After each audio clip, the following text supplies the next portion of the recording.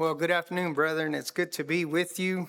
It's always good to come together with God's children and bring a lesson from His Word. It's always, of course, an honor for us to be able to bring something that hopefully will be beneficial for all of us as we learn some of these things, both good and some that are bad. What we're going to be discussing today will be coming out of 2 Kings chapter 5, verses 20 through 27. And if you'll get your Bibles and be turning there, that's where we're going to get most of our reading. So we're going to discuss the greed of Gehazi. And Gehazi, I mentioned him the last time I was up here. It was very briefly. This is a servant of Elisha, but we're going to go into what it was that he did. And, you know, the story there in 2 Kings 20 is about Naaman. Remember, Naaman comes to Israel. Elisha tells him to go dip 7 times. He finally gets mad. He eventually goes and does it. So now he's so happy because he's been relieved or he's been cured of this leprosy. So he comes back to Elisha's house to bring him a lot of things that he had brought. And we can find those things in 2 Kings 5, verse 5. There was a bunch of gifts that he brought: gold, silver, changes of clothes. But Elisha does not accept any gift from him because Naaman says, please take these gifts. Elisha says, I don't need anything. Don't worry about it. So Naaman leaves, and this is where Gehazi comes in. Gehazi is present during all this that's happening. So he's seeing what is transpiring, and now Naaman is on his way out. And this is what Gehazi says to himself.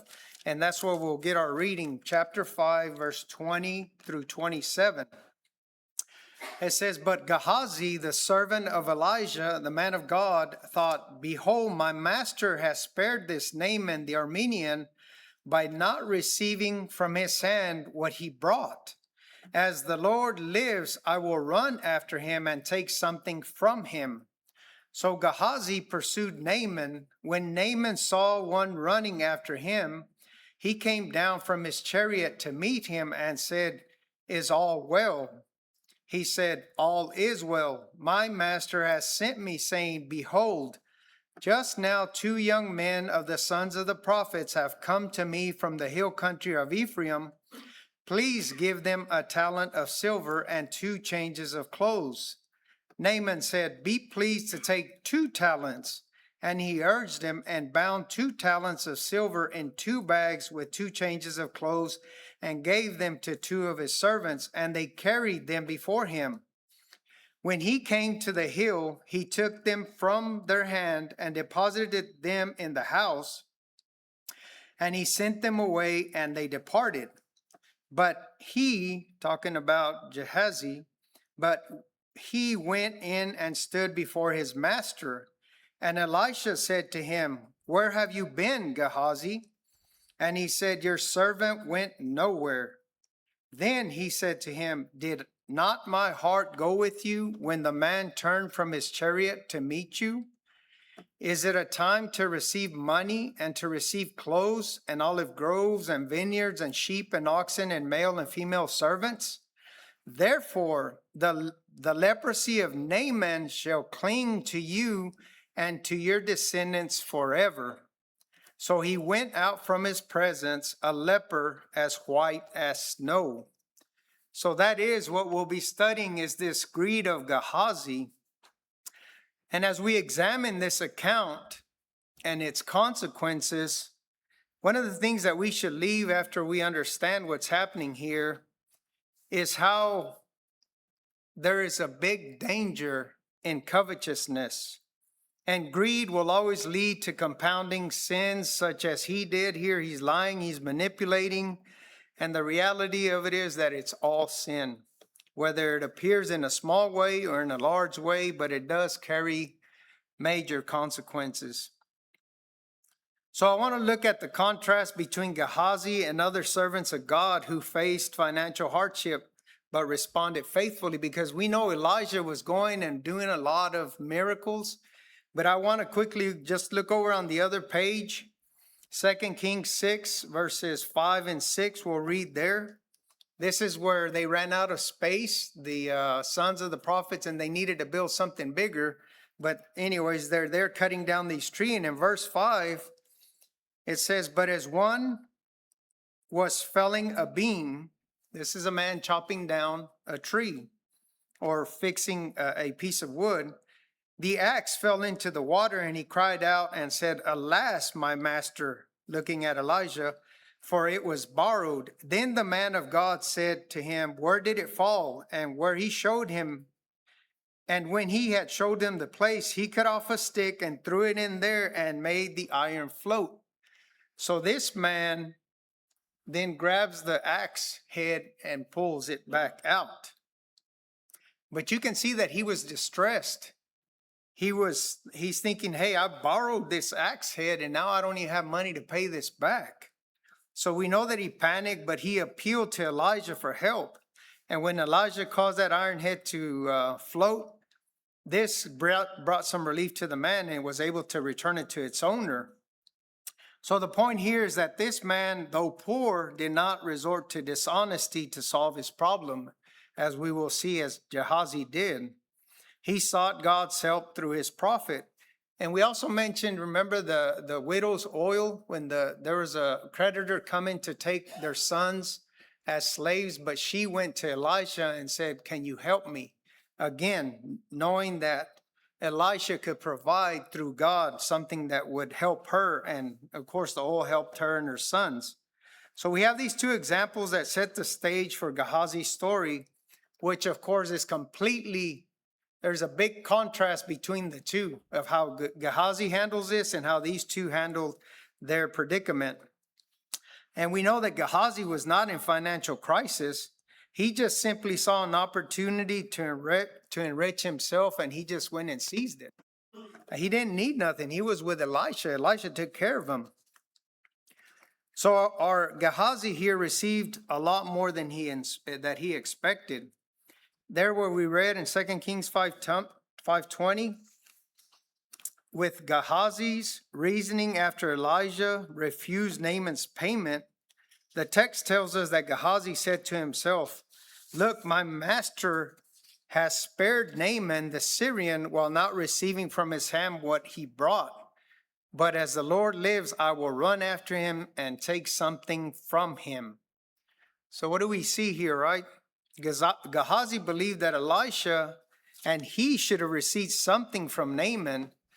And the question is whether Gehazi simply was upset that Elijah didn't accept any kind of payment, or whether he believed the service rendered by Elisha should have been justified by some sort of payment, or whether this was just a cause of simple greed on his part. And you know, the text doesn't specifically tell us what his motivation was, but the outcome of his actions reveal the conditions of his heart, what was inside of him. Because him saying, as the Lord lives, brethren, that's very troubling how he's starting to say this.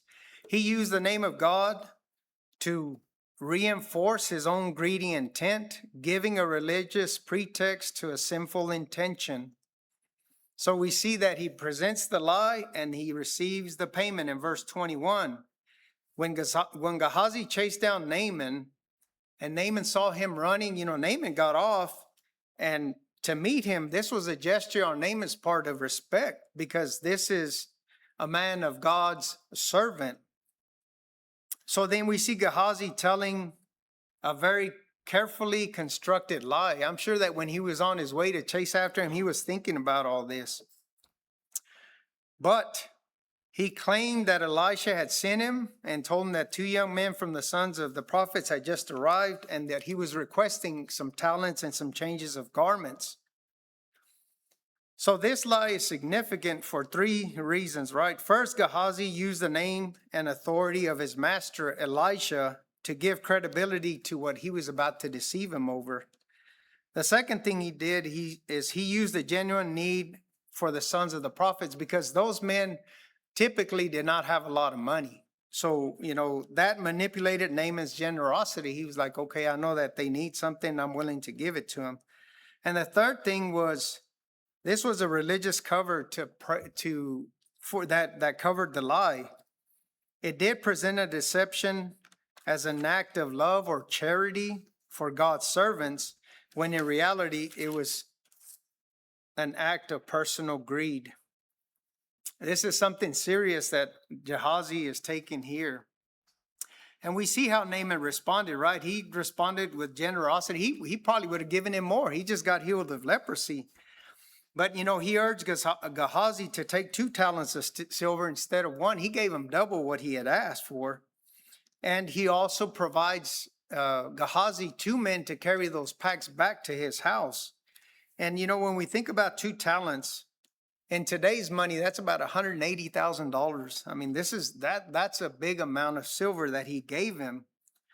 And anyways, after he takes the goods with him, Gehazi takes those from them and he stores them in his house before he goes to stand before Elisha.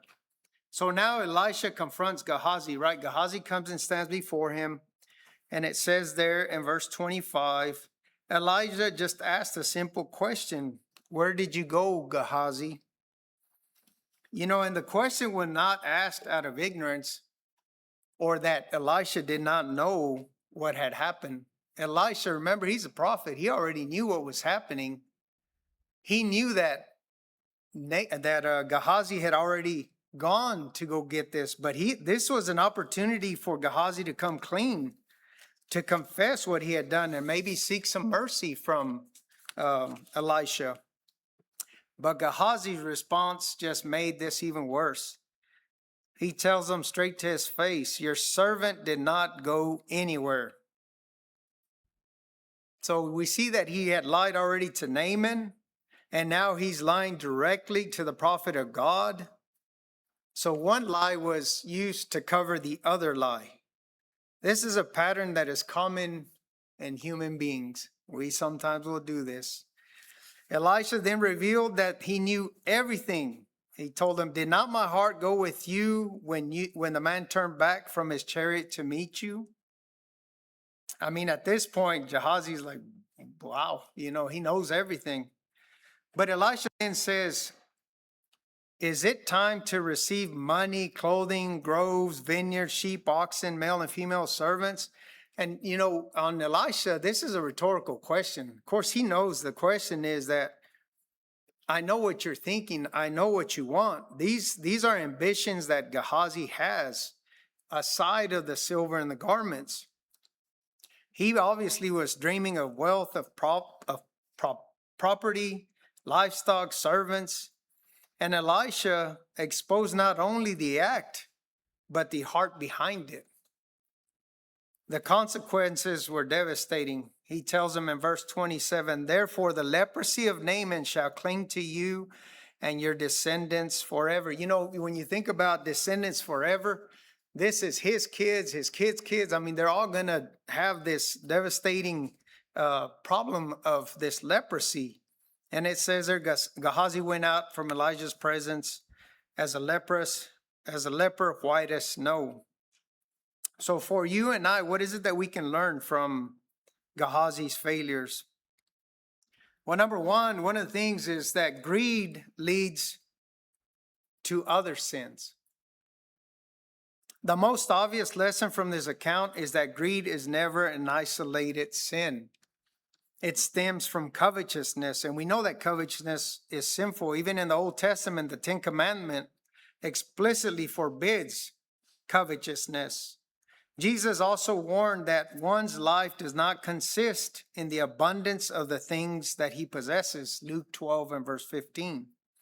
Now let's turn over to Mark 7.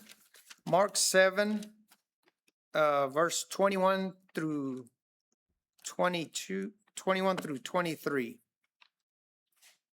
We'll see what Jesus has to say about this right here. Mark 7 and 21 through 23. It says, for from within, out of the heart of men proceed evil thoughts, fornications, thefts, murders, adulteries, deeds of coveting. This is what we're talking about. Deeds of coveting and wickedness, as well as deceit, sensuality, envy, slander, pride, and foolishness. All these things proceed from within and defile the man. Jesus is telling us that these negative things first stir up in our hearts, just like Gehazi was doing through here. So we need to make note of that even Jesus brings this out. But in Gehazi's case, greed opened the door to lying, to manipulating, to the misuse of God's name. And we know that one sin rarely travels alone. There's always more in there. If we don't correct this, there's always more sin that follows. So what else can we see in what Gehazi did? Sometimes lies are used to cover covetous behavior. As we have stated, Gehazi lied to both Naaman and Elisha. The first lie was the instrument of his greed, what was in his heart, and the second was an attempt to conceal it to the man of God. So a lie used to cover another lie. That is common when a person is in sin, or you've been caught in a lie. Isn't that odd? You give out a lie, and then all of a sudden you have to lie for that lie. And if you don't take care of this, years can pass, and then you don't even know why you were lying to begin with at the beginning. So we need to make sure that we take care of it, because lying is not a minor offense in God's sight. Proverbs 12:22 states that lying lips are an abomination. Did y'all catch that? An abomination to the Lord. And Jesus also identified the devil as the father of lies in John 8:44. Paul also instructed Christians to put away lying as a part of the old man when he was in sin. When we were in sin, we may have lied a lot or whatever, but in Colossians 3:9, Paul says you need to do away with that. And we are to speak truth to one another. That's in Ephesians 4:25. So Gehazi's double lie, first to the man he defrauded and then to the man of God who confronted him, shows us how deception will escalate when sin is left unchecked, even by ourselves. Even if we don't get caught, we need to check ourselves. And another thing that we can learn from this, that sometimes, and we've seen it, a lot of our friends, what we call them, is that they try to make merchandise off the gospel. In other words, they try to make money off of selling things, or just in different actions that are not approved by the word. So Gehazi's actions, right? He tried to use religion for financial gain. That's a problem that is not limited, like in the Old Testament that we're just reading. But Gehazi felt that he was owed something for the role that he played in Naaman's healing. And we know that he didn't play a major role. It was just a minor role. And he himself acknowledged that Elijah is the one that did it. And by extension, God is the one that actually healed him. And he's the one that deserved the credit. Yet he felt entitled to profit from it. And this, kind of here where I'm thinking about this is something for us. I don't know what your work situation is or who you work with, but, I've known a lot of salesmen that will get a job for a certain company, and it's a big job. It's going to make them $1 million or whatever it is, but that's their job and they get paid for that. But now that they've made this big job for his company, now they feel like they're entitled to some of that money. And if their boss gives them a bonus, but they believe it wasn't enough, then they resort to doing what Gehazi is starting to do. Well, I'll just take some for myself because I believe I need this. I should get more. And those are things that can happen now in our lives. So let's be careful that we don't fall into that lie from the devil that whispers in our ears and says, you need some of this. So going back to Elijah's rhetorical question in verse 26 about Gehazi's greed, he wasn't just thinking of the 2 talents. He talked about olive groves, vineyards, and servants. This is a warning. We think about now preachers or so-called preachers or pastors in our day in the religion of Christ as an opportunity to get rich. I don't know if you've ever been to one of these places where you can see that these men are fleecing the congregation rather than feeding it. And some of them are called the health and wealth gospel. And what's promoted by many preachers, both popular and unpopular, is this modern form of this very type of sin. It'll use exaggerated or false promises to appeal people's greed or desperation. They may say, sow the seed by sending me money, and God will give you a bountiful crop. Or they may say, send me a tithe in faith, and God will heal your body. And you know what? I mean, we should pray. We should talk to God. Brother James brought this morning. We need to continue to pray. But when these people like this, they're phony. And I was privy to some of that. I went as a young boy, a 12-year-old kid, 13, to a congregation. And I mentioned it before, where the brother was up there while they were playing a song. He said, all right, men, I want y'all to bring me $100 bill. All the men bring me and there goes a bunch of men with $100 bills and just laid them at his feet. He went to the women, bring me a $50 bill, all you women. There, he went all the way down to the kids, bring me your change. Now you tell me if he's not fleecing the congregation, that's not right. You should not do that. Gehazi here is doing something very similar to that. We need to stay away from that. Of course, we know that preachers need to get paid. We do have that in scripture, and that's fine to do. So there are consequences to sin. You know, Gehazi received those 2 talents that we talked about that are worth about 180,000 in today's money. But there's something else that Gehazi also received. He received the leprosy that Naaman had. Now that's on him. So question, would most people pay 180,000 or more to be free from leprosy? I would say yes. You know, because this leprosy it's a terrible thing. And for him, his financial reward wasn't equal to what his body was feeling.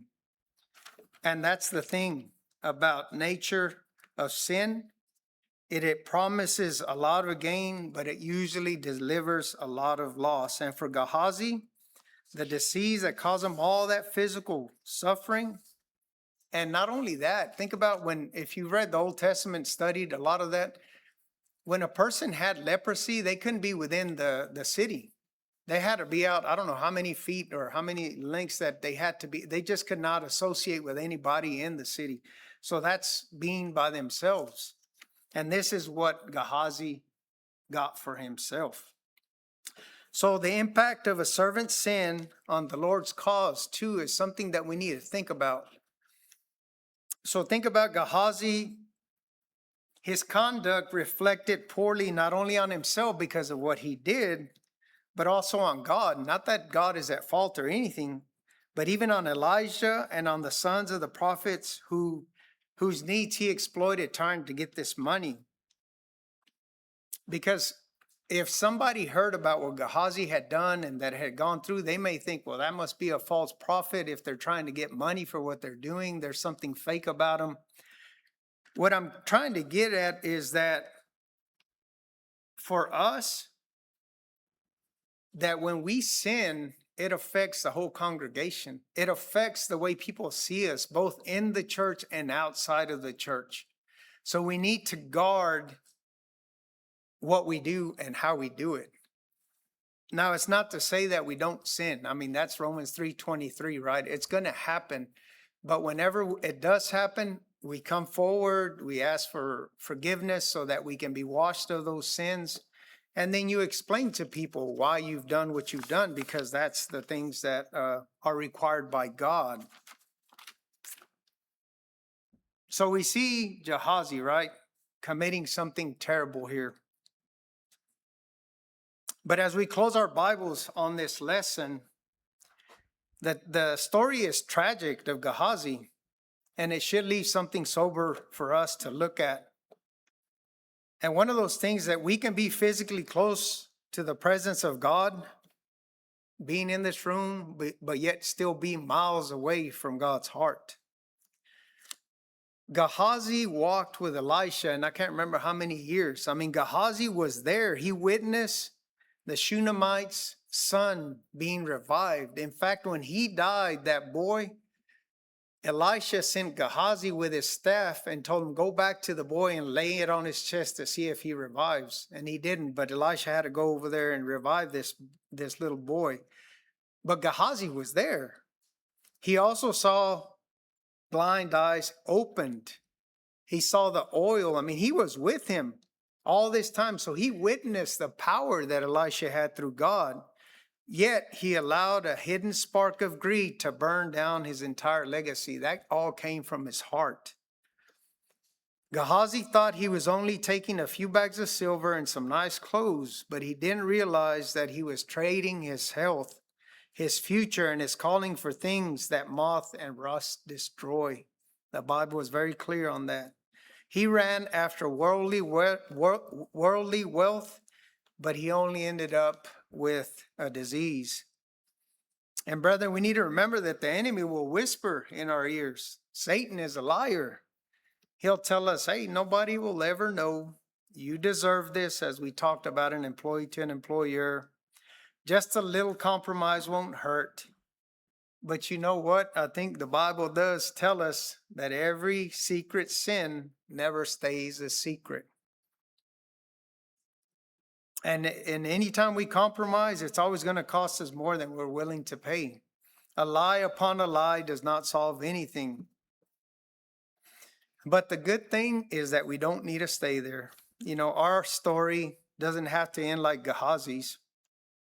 Where Gehazi ran after the worldly riches and found nothing but brokenness, Jesus Christ is there for us. He leaves the riches of heaven to us to offer us true wholeness. We don't have to hide our secrets from God today. He already sees them, just like Elisha knew. He already knows what we've got. But he's waiting to forgive us if all we will do is confess those things.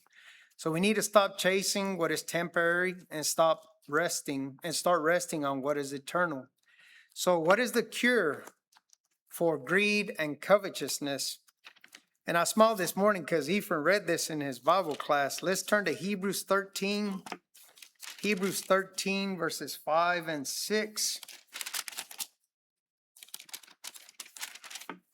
It says there in verse 5,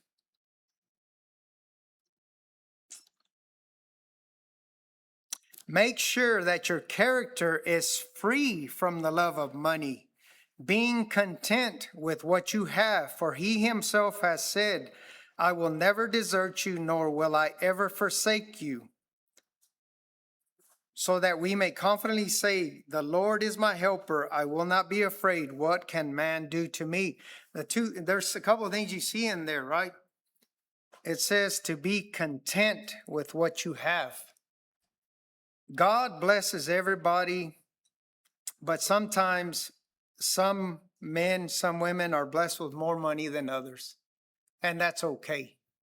They have to deal with whatever God blesses them with, that they are to be good managers, both in a lot or a little.